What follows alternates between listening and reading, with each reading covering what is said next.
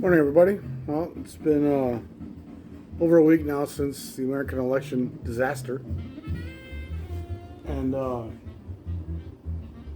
I posted a video. I didn't post it. I filmed the video the next morning, and I decided against posting. It just didn't seem like it was going to be constructive.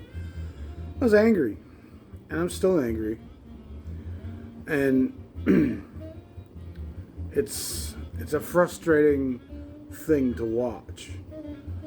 Racism and ignorance push back against progress.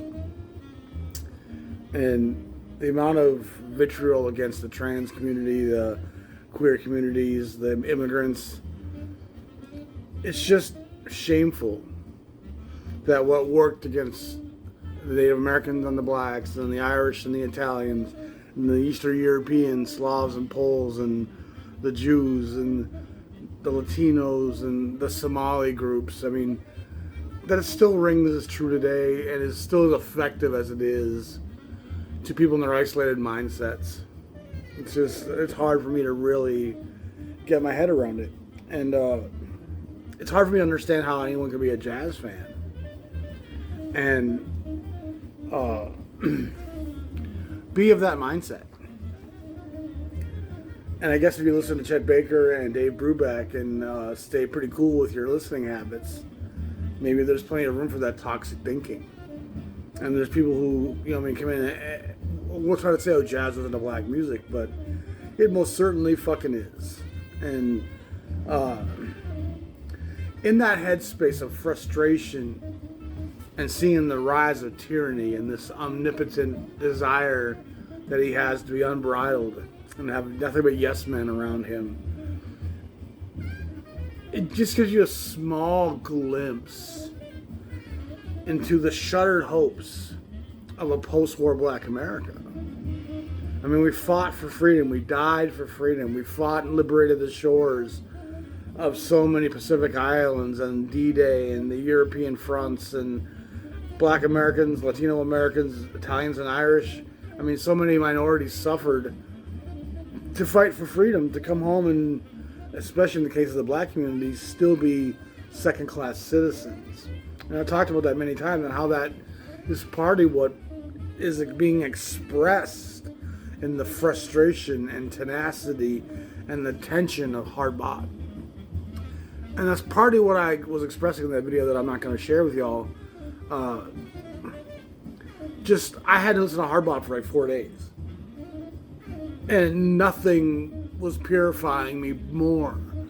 It was the equivalent of 17-year-old me putting on Slayer, Seasons in the Abyss, or Pantera, Vulgar Display of Power, that aggression, that angst, that hard to express emotional context. Of course, I don't really relate to that stuff the same way anymore. My tension feels very different. I mean, I can relate to Rage Against the Machine better than I can to the toxicity of what Pantera has to say at times, but the frustration I felt seeing hate and fear be fomented for a year and having had that win the day. And I mean, I gotta raise an eyebrow. 7 of 7 states going, swing states going red seems a little bit, but I mean, obviously there's no proof of any kind of corruption. Well, there's an old saying, a man that's accusing you of cheating is usually cheating himself. But again, I don't know. And we probably won't find out for decades if there was something going on with Musk or whatever. But all the same, it does seem like we are hearing the voice of the American people. And isolation and ethnocentrism seem to be the reigning mentality in the outer ring suburbs and the exurbs and the rural parts of this country. And it's just shameful that we've put nation and race and religion ahead of our humanity. You've mislabeled your can, motherfuckers. I mean, you're a human earthling. Your empathy should extend to all of this creation. There's just no getting around that. And anything less than that is your small mind, your lack of knowledge, your lack of perception. Until you see the planet from space like the astronauts have, until you witness the grandeur of this cosmos and the minuscule vulnerability of our place on this planet as the only known preservation of life and consciousness. We need to be united in our stance. We need to be fighting for the same agenda, the same goal. And anybody who says, well, I didn't really vote for race, I voted for the economy, all the numbers show that inflation was down to a pretty good place. Unemployment and the economy are in good places. And of course, he's going to take the office in 2 months, and in 6 months, they'll be talking about how much he saved the economy. But, I mean, the numbers are out there now. Look at them. I saw some posts the other day, and I mean, it's true. He's going to take credit right off the bat for what Biden has done. And so much of this global commerce, multinational infrastructure of the world economy is bigger than the president anyway. And the long-lasting impact of the pandemic on trade and commerce and resources and supply chains drove the cost of many things way up. And it's taken years for that stuff to solidify and to come back down. And it's the corporations in many cases who haven't brought the prices back down, not the president.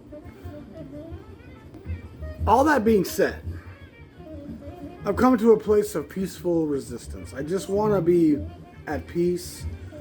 I mean, I disengaged during politics during the last term he had, and I probably will so again now because I just don't want to be in that headspace all the time and seeing the theocracy of a right-wing conservative agenda help shape the courts and the political agenda of this country.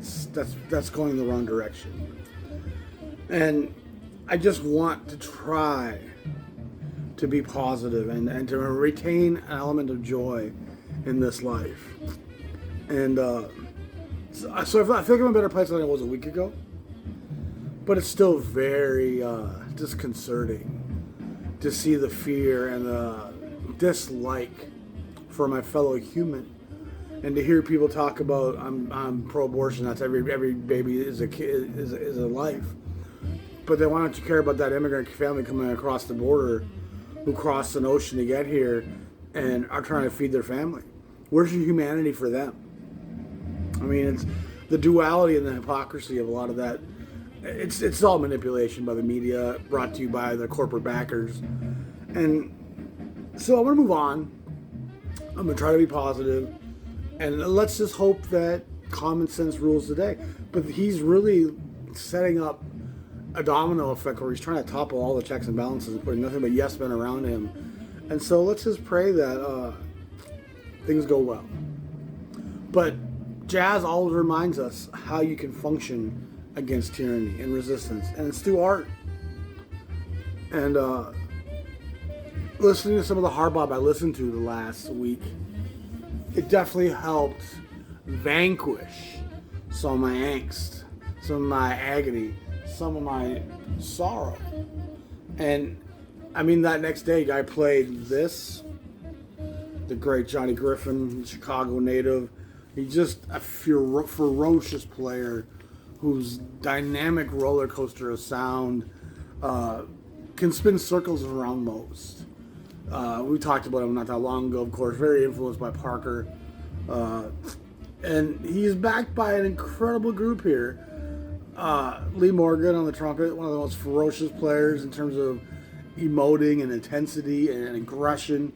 You have John Coltrane, the spiritual giant, who's still early in his trajectory here in 57, probably, I'm guessing. But, I mean, he's still stepping into those shoes of being a giant. He's becoming that spiritual warrior. Then young Hank Mobley also rounds out the session. So 3 tenormen, Griffin, Mobley, and Coltrane, along with Lee Morgan on the front line. That's an incredible assemblage of warriors. And this record channels a fury and a ferocity. I mean, if you listen to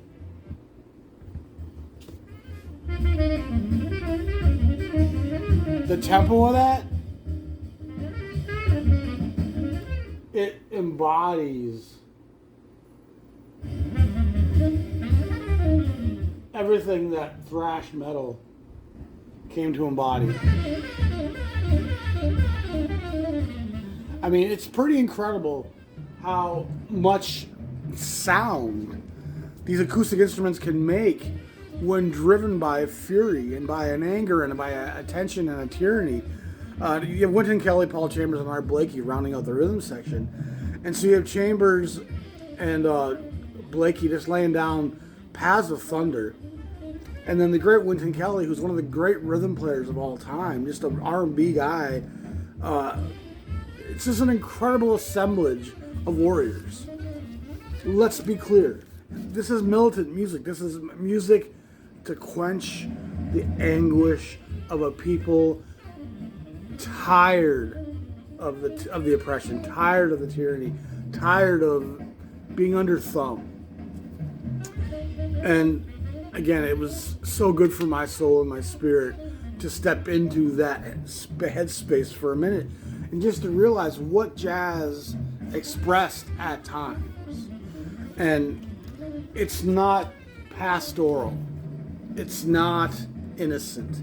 It's not undistinguished or uninterpretable. It's very clear how fomented and outraged and exhausted this camp of musicians was, and how Alfred and Frank at Blue Note didn't inhibit them from expressing that with all the tenacity that they were capable of.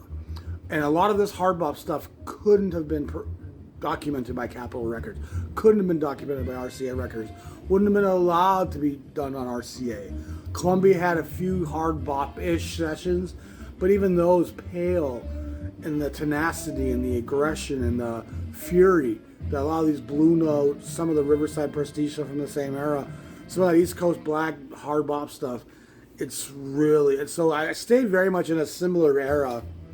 1557 Lee Morgan, and it was 1558, 1559. So boom, great cover. Another great Reed Miles cover there. All these records for like 4 days were all I played. Lee Morgan, Gigi Grice, the young alto player, who was a great composer, great arranger, and disappears from the jazz landscape at some point, but he was really up and comer at this point. Young Benny Golson's on the tenor, Kelly Chambers, Charlie Purcell on the drums. Compositions and arrangements are by Benny Golson, which just showed you how Golson and Grice were both just real masterful at the compositional aspect of jazz. And again, hard bop fury. And the bop versus the bebop, the hard bop does have more melodic undertones and more stating melodic themes. 1560, Hank Mobley, a great record.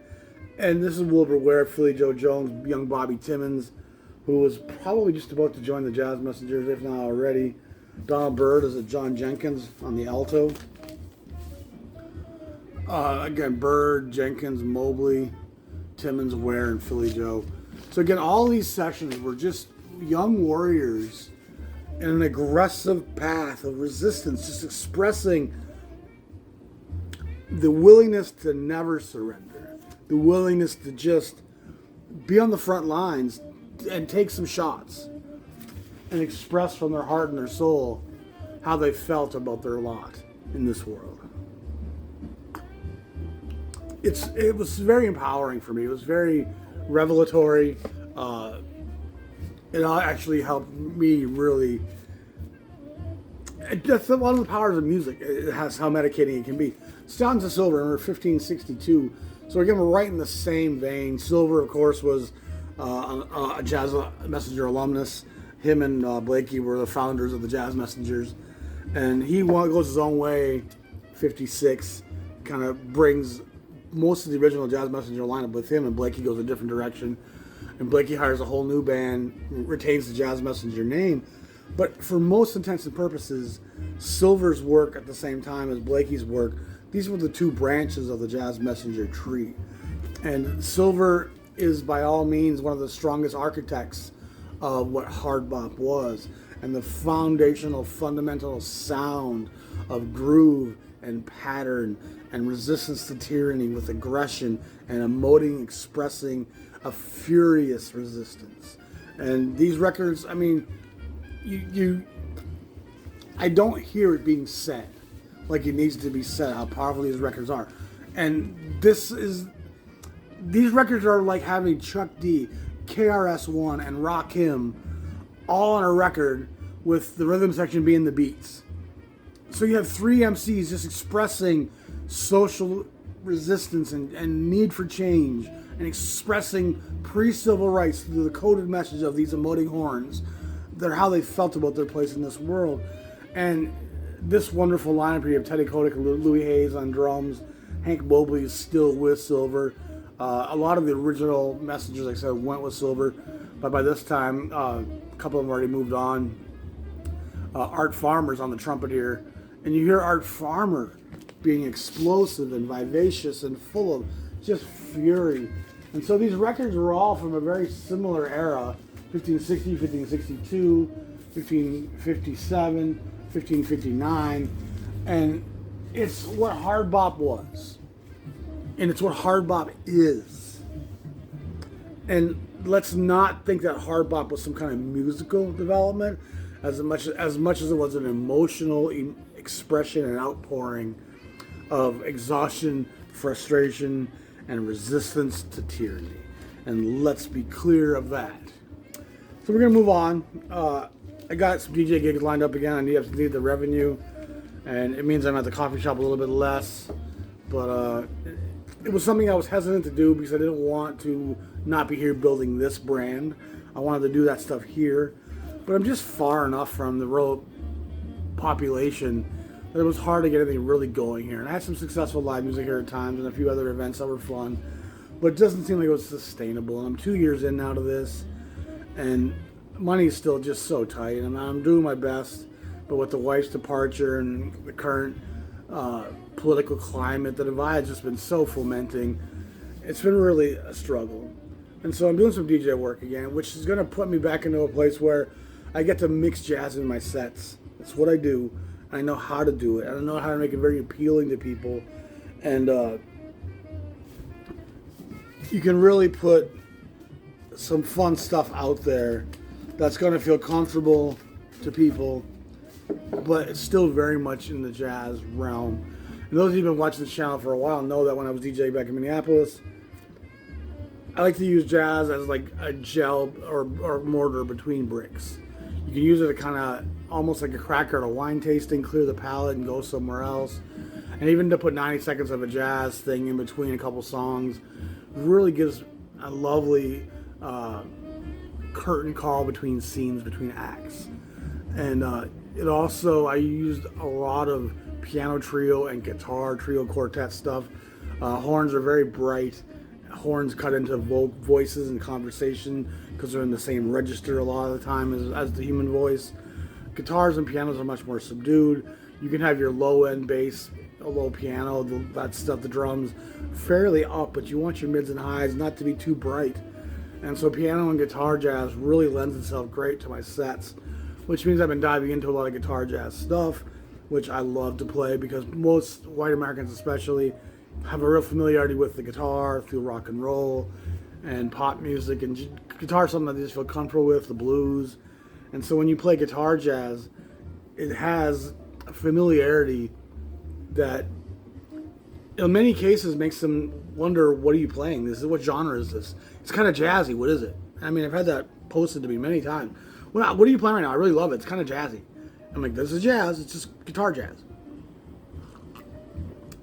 It's because, again, it's funny, the perception of what jazz is to the common layman is often very skewed from what the real definitions of jazz are. And for people who think that jazz is Bitches Brew or Sketches of Spain or screeching, honking horns, avant-garde, I mean, that perception does exist, and we've talked about it many times on this channel, and it does alienate many potential listeners from the music. So when they hear something really beautiful that's melodic and easy to access, and washes over you with this kind of comforting blues, soulful feeling, they're often intrigued by that. Like, what is that? I mean, it's happened to me so many times. So I'm not just speaking on my ass here. People are always like, man, that's some cool shit. What is that? And I'm going to show you some guitar jazz I played last Sunday. Playing again this Sunday. I've already got a second gig booked at another place, and I'm kind of excited about it. It was nice taking a break from it for a while. Like I said, I was trying to build my brand here. But now that I'm DJing in Rochester, Minnesota, which is 20 minutes from here, it's a small pond that I think I can be a big fish in pretty quickly in terms of what I do being really, really unique. And I'm not just some kid with a laptop playing, electronic music or the pop of the day. I have a wide spectrum in my music. We go from Billie Holiday to Adele, from Amy Winehouse to Mary Wells. Like, we'll really mix it up. And I love to give people the context of the generational linkages between genres and eras and sounds, and how the gap between some things is very minimal. But anyway, Grant Green, Sunday morning. I played some of this the other day at the bar. And it's just, again, it's really wonderful poppy. I mean, by poppy, I mean it's got a lot of light staccato feeling. It's bouncy, it's vivacious, it's bubbly, it's got some sprite to it. I love the energy and bubbliness of it. Grant Green's clean single note lines that just kind of bubble above the surface, and the rhythm section of Ben Tucker, Ben Dixon, and Kenny Drew just laying down solid tracks for Grant to bubble on. And I think Grant Green is some of the best jazz to play in a coffee shop, cafe, lounge setting, because his playing is such wonderful, clean, single note tonality that really doesn't get clouded or ever too filtered. It's very just on top of the champagne. It's wonderful. Rene Thomas, the fantastic Belgian guitar player.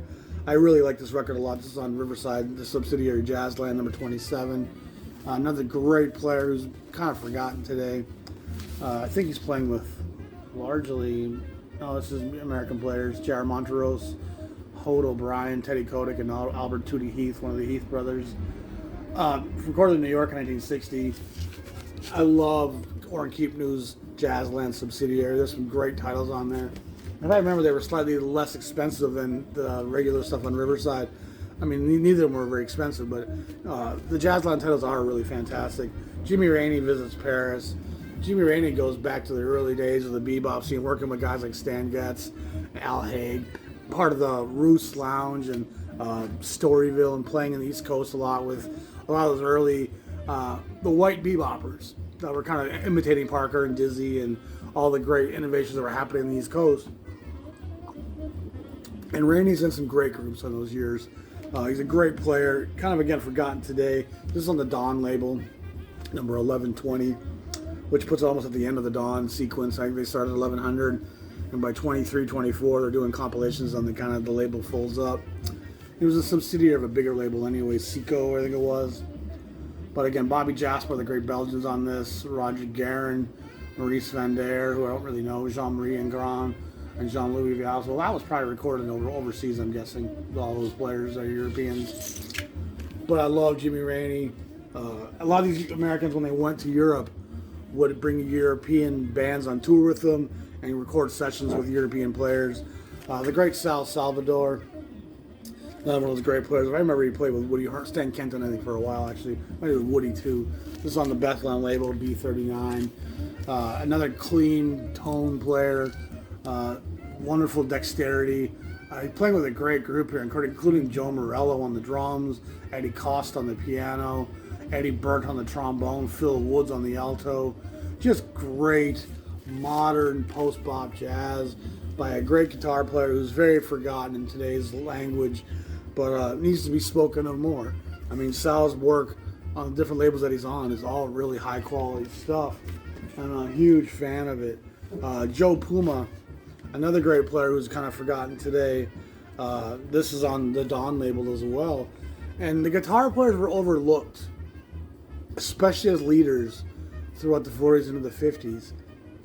And so when you get these new labels coming up in the LP era, like the Dawn label, these labels like Bethlehem were often looking for the guys who had great musicians around them but weren't under contract as leaders on a label themselves, which meant that the labels like Dawn and Bethlehem and others like that would often sign and hire bass players and guitar players as leaders, and then have access to their working group as sidemen, which under jazz contracts that was allowed.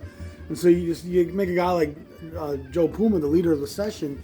You can, Seco was the head title of Don. It allows you to have access to some of the players that are around him, which included Oscar Pettiford on this, Whitey Mitchell on the bass, Shadow Wilson on the drums. I mean, that's high pedigree playing right there. And you have Matt Matthews, the Dutchman, on the accordion on this record. And I love Matt Matthews, honestly. He's a great player. It adds a certain pastoral, munching on a baguette on the Seine kind of vibe to whatever's happening. I mean, he has a record or two as a leader on Dawn. Maybe on Bethlehem. No, this is Dawn, I think. But I like Matt Matthews a lot, and he shows up as Simon on some other Dawn sessions. He's, like I said, he was a Dutchman. I enjoy his playing a lot. Next, we're going to talk about a great record with Ray Charles. We're actually not going to talk Ray Charles. We're going to talk Betty Carter. And Betty Carter is one of the great jazz singers of that era. And her career doesn't have the luminosity of a Billie Holiday or Ella Fitzgerald today. But she was one of the great improvisers, one of the great emoters. She could scat. She could really play like a horn. She dove into elements of the avant-garde and bebop at times. This is a fairly straightforward session for her with Ray Charles on ABC from probably 1959, 60. And they're playing pretty much standards. Again, she stays in a fairly safe lane here. Marty Peisch, the great West Coast pianist, is doing the arranging and conducting here. But it's a really great record with lots of soul and lots of blues. And Betty and Ray trade off vocals throughout. It's just a fun record. Super, super easy to find. And just top of the mark talent. And some of her records, like on Peacock, are far more experimental.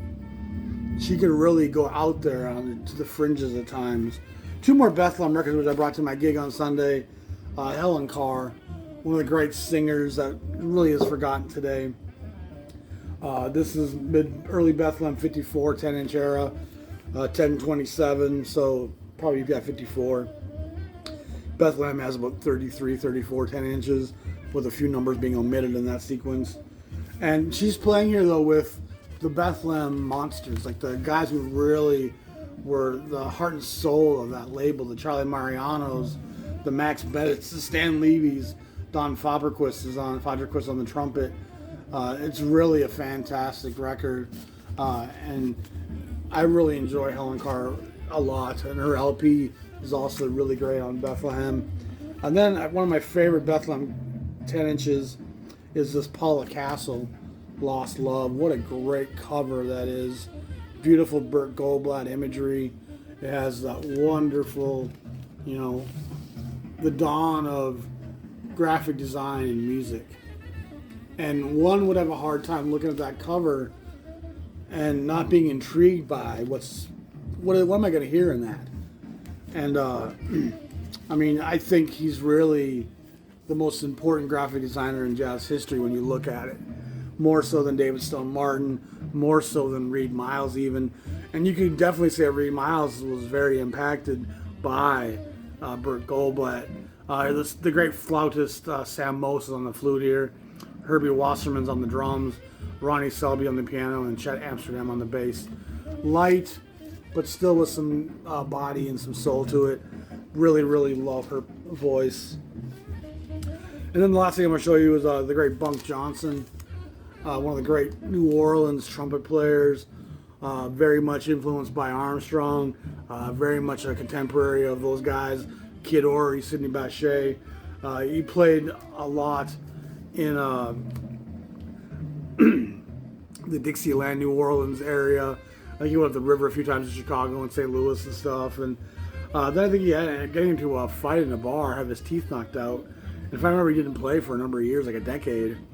And then they tracked him down, and they brought him to the studio in the 40s, I think it was, and brought him kind of back, and he had a kind of resurgence. And this is called Days Beyond Recall.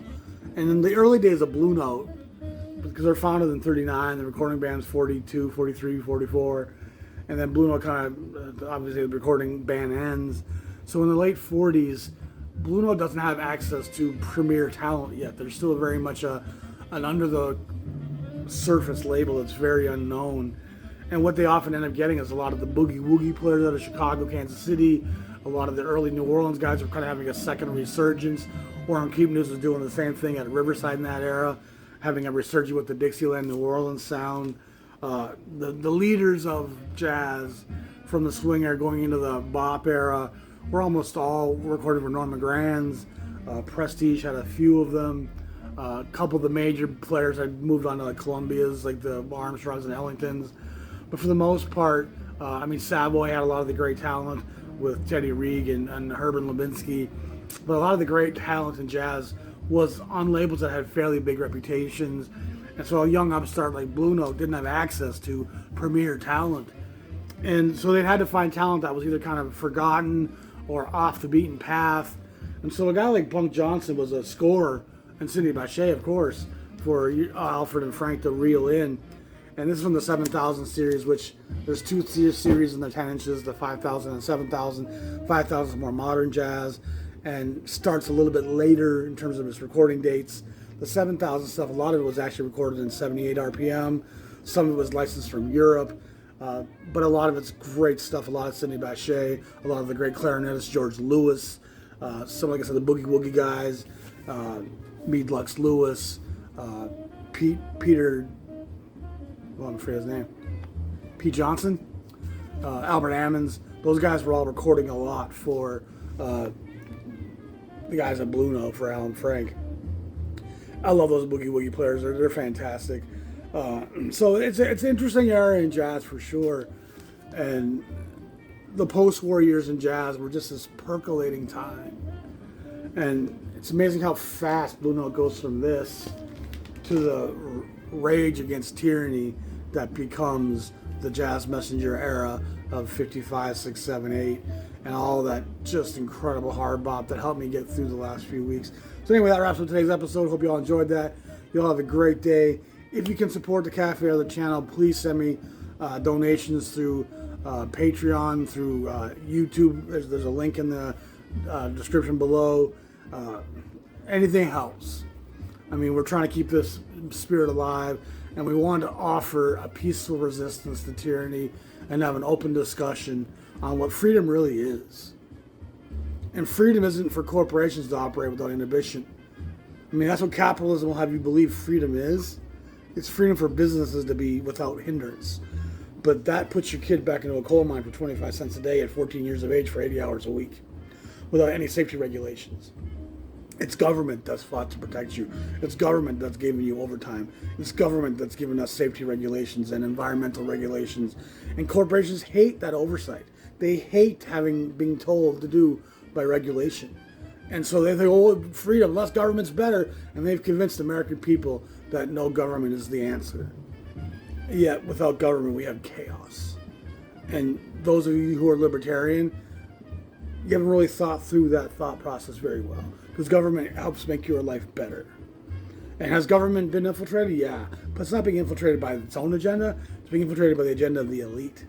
It's always been the rich versus the poor, and they do a great job keeping us divided and being at each other's throats.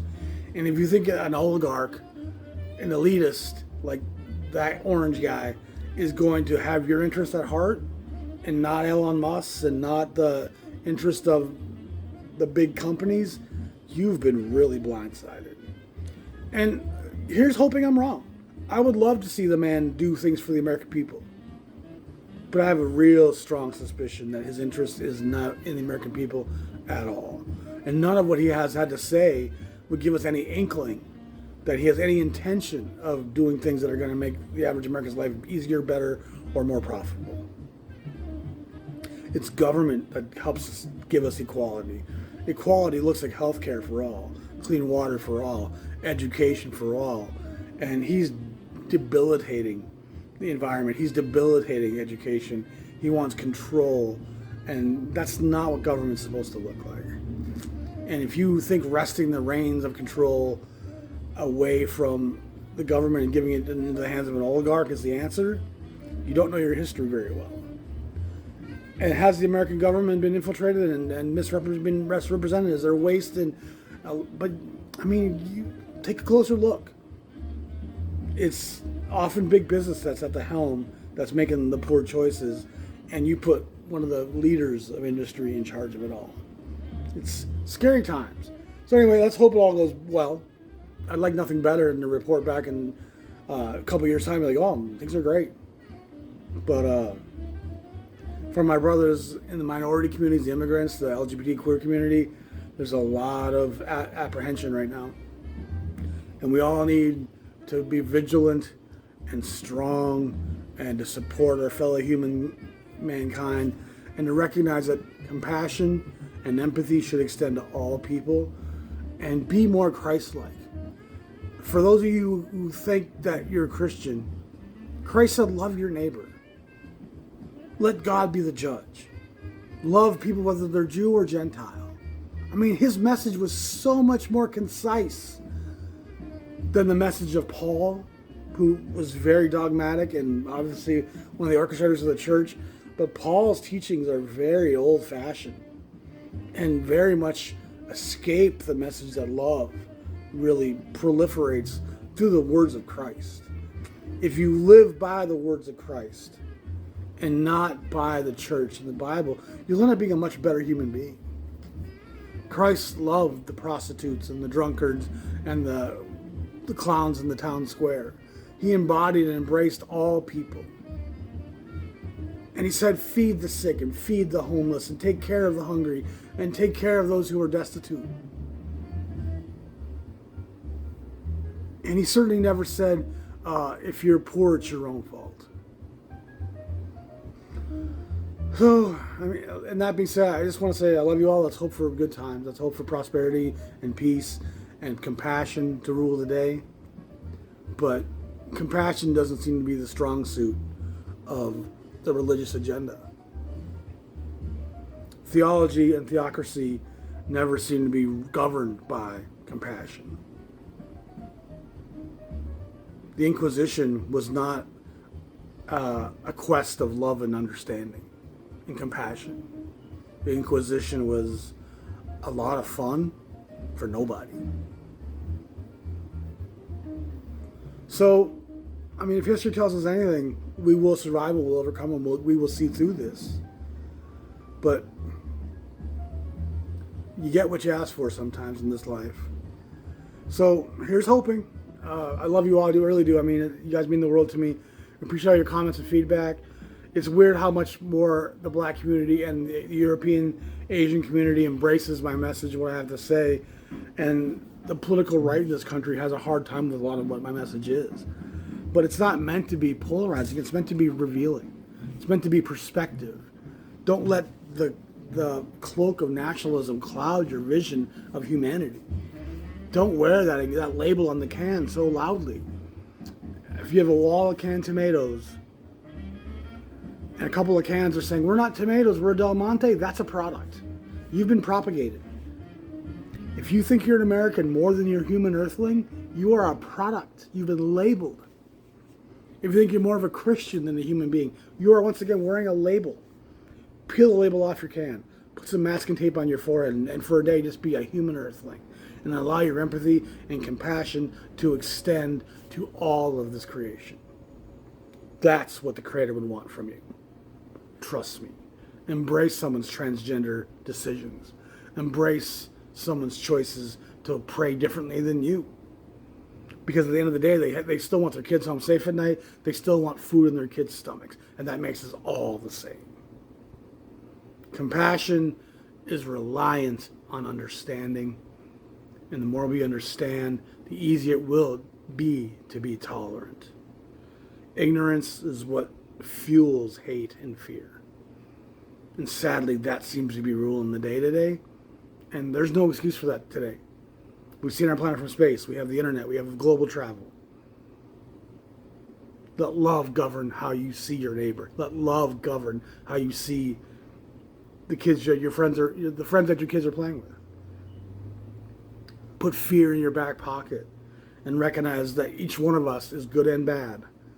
And that the circumstances we're born into and are forced to live through will help dictate whether we're good or bad today and whether we do the right thing 3 or 4 or the wrong thing 3 or 4 times. No one does the right thing all the time.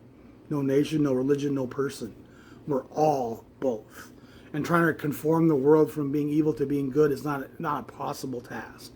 We're all both good and evil, and the choices that we make each day are up to us to be good. And we know the difference. And the fruits of your actions speak louder than all the words and all the prayers and all you're going to church on Sunday. Be love, speak in love, and put all this petty bullshit aside. That's what these jazz players would want. That's what their message was. And if you want to love jazz and want to understand jazz, hear what it's saying. Go forth in peace. Love you all. Peace. Goodbye.